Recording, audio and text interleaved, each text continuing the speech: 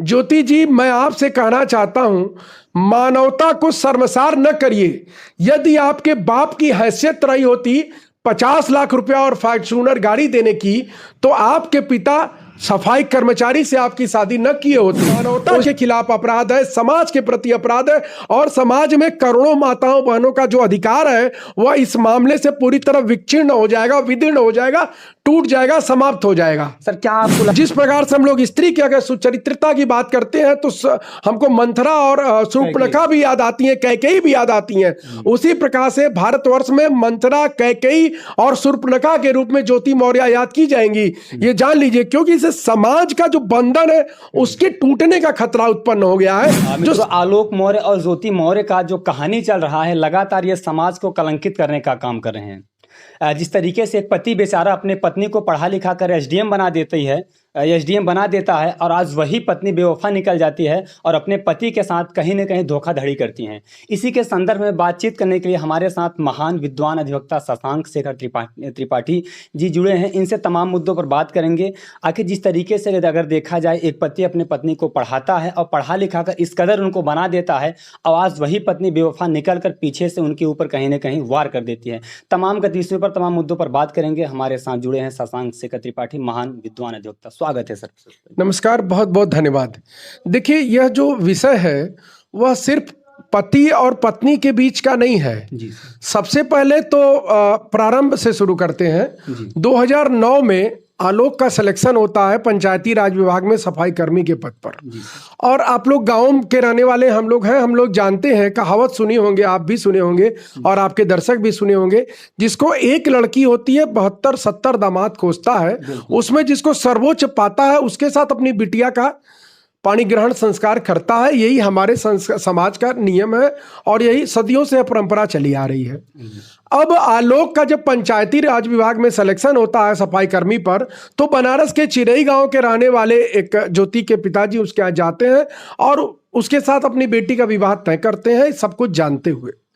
जब लड़की 2010 में ज्योति शादी होकर के जाती है, चूंकि आलोक के पिता प्राथमिक विद्यालय में प्रधानाध्यापक हुआ करते थे, और उनके यहाँ जब ज्योति जाती है और उनसे निवेदन करती है कि पिताजी हम पढ़ना चाहते हैं, तो वह शिक्षक हृदय के व्यक्ति, शिक्षक चरित्र और शिक्षक संस्कार के व्यक्ति जब एक अपनी बहू को देखते हैं, वह पढ़ने में इंटरेस्टेड है और थोड़ा पढ़ लिख सकती है, तेज है, तो उसको पढ़ाई कराने के लिए वो खुद तैयार होते हैं, अपनी पत्नी को तैयार करते हैं और अपने बेटे मतलब आलोक को वो तैयार करते हैं। उसके बाद आलोक और आलोक के पिता इलाहाबाद ले जाकर के उसका एडमिशन कराते हैं। शादी के बाद उसको कमरा दिलाते हैं और उसके खाने पीने का सारा प्रबंध करते हैं। उस दरमियान आप समझिए कि आलोक के पिताजी अपने सिर पर बोरा ढो करके ले जाते थे और ज्योति के लिए राशन पानी वगैरह की व्यवस्था वहां दे करके हर महीने और खर्चा देकर आते थे। उनके अथक परिश्रम से 2015 में ज्योति का सिलेक्शन होता है एसडीपीसीएस में और वह 3rd रैंक पाती है महिलाओं में और ओवरऑल 16 एसडीएम के पद पर उसकी प्रथम नियुक्ति होती है। उस परिवार को के प्रति थैंकफुल होती है और वह बयान देती है। ज्योति विभिन्न अखबारों में आया, हम लोगों ने भी देखा, आप लोगों ने भी देखा होगा कि हमारे ससुर, हमारे परिवार ससुराल के लोगों ने जो इतना बड़ा योगदान दिया, उसी से मैं ये अधिकारी बन पाई। इवन की 2014 में ज्योति को दो बच्चियां होती हैं जुड़वा, और वो उन बच्चियों के पालन पोषण की भी जिम्मेदारी आलोक के माता पिता ने और आलोक ने ज्योति के ऊपर नहीं आने दी। उसका सारा पालन पोषण आलोक के परिवार वालों ने किया। इसके बाद 2015 में सिलेक्शन होता है और सब कुछ ठीक चलता है। कुछ दिनों के बाद ज्योति का थोड़ा नजरिया बदलने लगता है, तो किसी बात को लेके कहासुनी शुरू हो जाती है।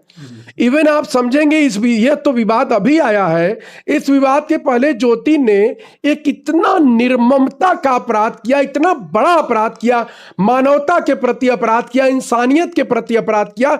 उसने अपने देवता तुल्य ससुर आलोक के पिता, आलोक की माता और आलोक के ऊपर दहेज उत्पीड़न का मुकदमा दर्ज करा दिया, जो कि प्रयाग के धूमनगंज थाने में दर्ज हुआ और प्रयाग में चल रहा है।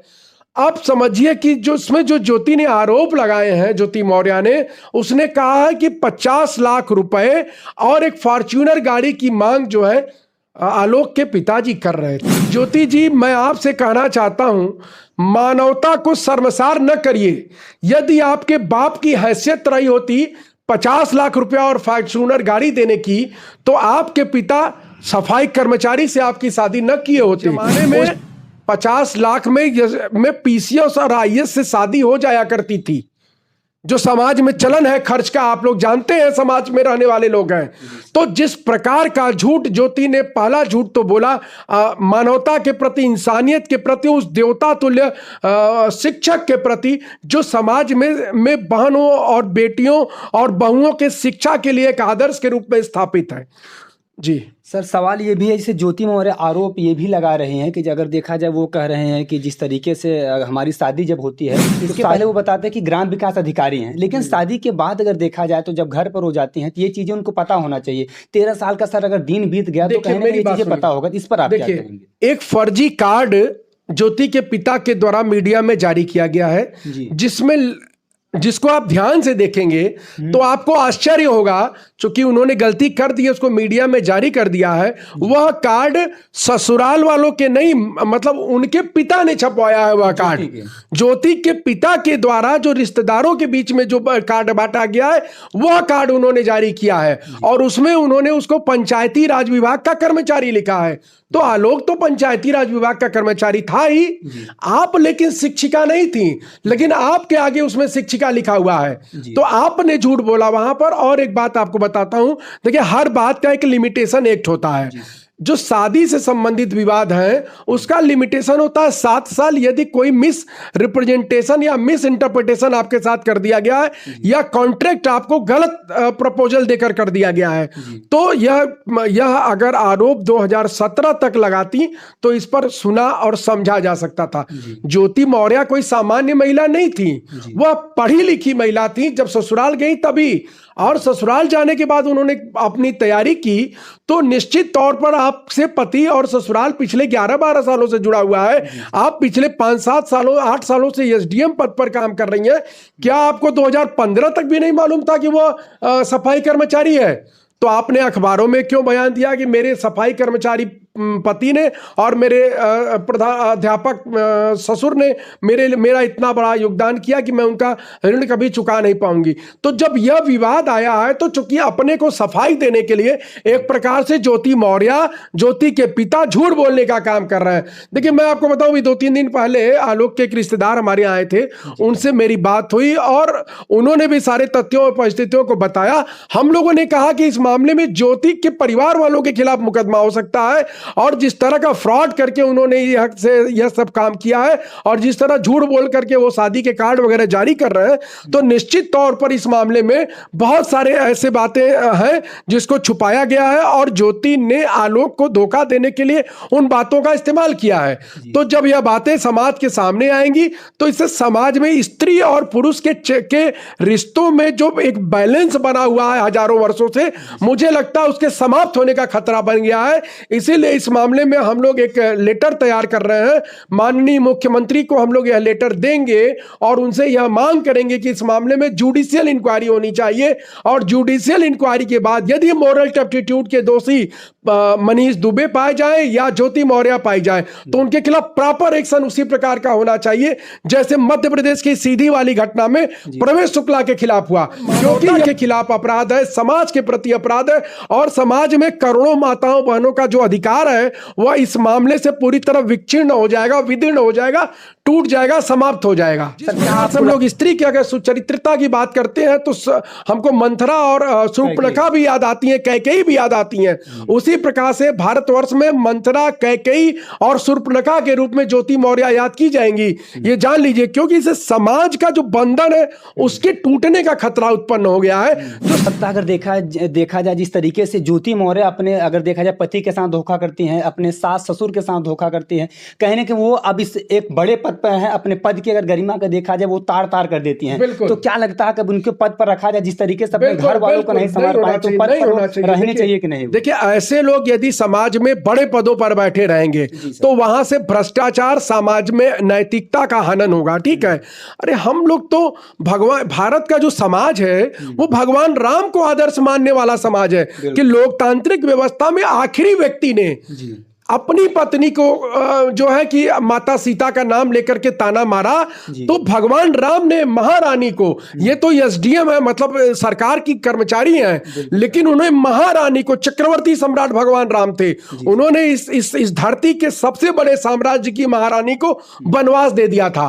तो इस मामले में जो हमारे उत्तर प्रदेश के महान शासक हैं, वो भी चक्रवर्ती सम्राट के समान योगी आदित्यनाथ जी महाराज हैं। हम लोग उनसे यह मांग करते हैं कि इस मामले की जुडिशियल इंक्वायरी कराई जाए और मोरल टैप्टीट्यूड के आधार पर यदि ज्योति मौर्य दोषी पाई जाए या मनीष दुबे दोषी पाया जाए, दोनों को टर्मिनेट कर दिया जाए, क्योंकि इससे समाज में संदेश जाना बहुत जरूरी है। नहीं तो समाज में फ्रिक्शन पैदा होगा, स्त्री और पुरुष का जो रिश्ता है वो प्रभावित होगा। कभी कोई ससुर अपनी बहू को पढ़ाने के लिए नहीं तैयार होगा, कभी कोई कर्मचारी अपनी पत्नी को बड़ा अधिकारी बनाने के लिए नहीं तैयार होगा, और लाखों करोड़ों माताओं बहनों बेटियों के अधिकारों का हनन होगा। इसलिए मैं आपके सम्मानित चैनल के माध्यम से भारतवर्ष की माताओं बहनों से निवेदन करना चाहता हूं कि वे माननीय मुख्यमंत्री को ट्वीट करें, उनको ईमेल करें, उनको फैक्स करें, उनको पत्रक भेजें अपने जिलाधिकारी के माध्यम से कि इस मामले में जुडिशियल इंक्वायरी हो, और जो लोग भी जिस स्तर के दोषी हैं, अगर ज्योति मौर्य दोषी हैं तो उनके खिलाफ प्रॉपर कार्रवाई हो, मनीष उनके साथ इन्वॉल्व है तो उनके ऊपर कार्रवाई हो, और जो है कि एक समाज में एक संदेश जाए कि इस तरह का अगर कृतज्ञता का काम कोई करेगा तो समाज इसको बर्दाश्त नहीं करेगा। तो क्या कहेंगे, तमाम लोग ऐसे हैं जो बहन बेटियां जो अपने पत्नियों को बीपीएससी यूपीएससी की तैयारी, तमाम ऐसे मुखर्जी नगर पटना में वो तैयारी करा रहे हैं, लेकिन वो अब कहीं ना कहीं देखा जाए अपनी पत्नियों को घर पर बुला रहे हैं। अब अगर देखा एक बहुत बड़ा उदाहरण, कल मैं खान सर को सुन रहा था, बिहार वाले, वो बता रहे थे कि लगभग 150 से 200 लड़कियां जो बहुएं थी जो कोचिंग से चली गई, उनकी कोचिंग से चली गई। हमारे कचहरी में 20 से ज्यादा ऐसे लोग हैं जिनकी बहुएं या जिनकी पत्नियां लखनऊ या दिल्ली में या प्रयागराज में तैयारी कर रही थी, उन लोगों ने अपनी पत्नियों को बोला या अपनी बहुओं को बुला लिया।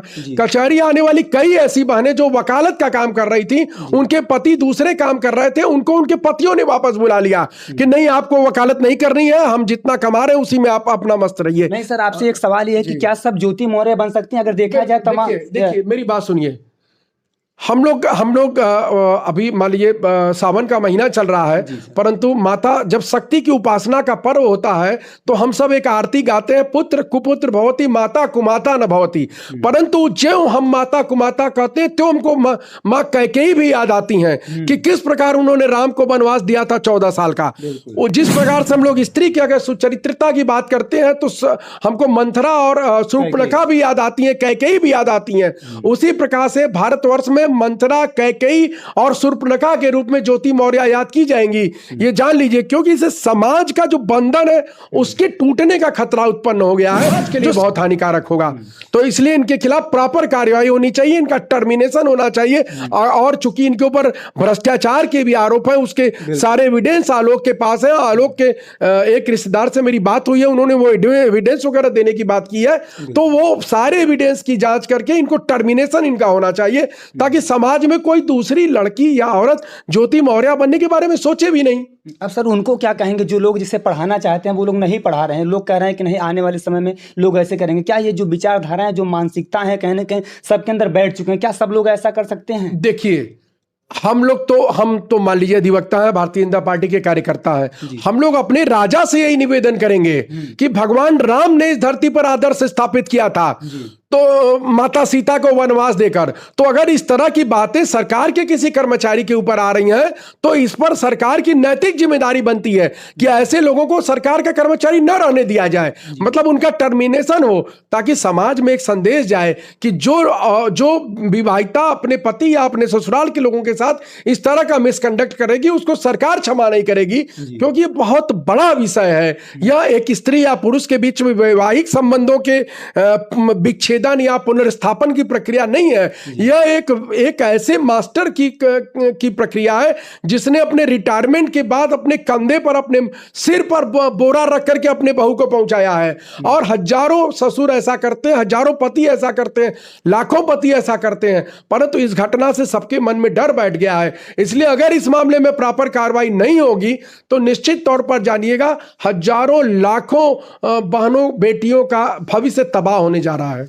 जिस तरीके से ज्योति